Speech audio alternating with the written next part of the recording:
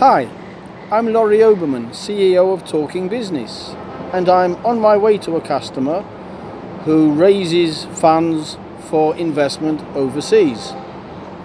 And it reminded me of an article that I work on with some of my managers, in which it describes an organization with activities in shipping, aviation, and property. Now, some people translate that back into their own language, and they believe that property in that context means machinery, equipment, cars and trucks.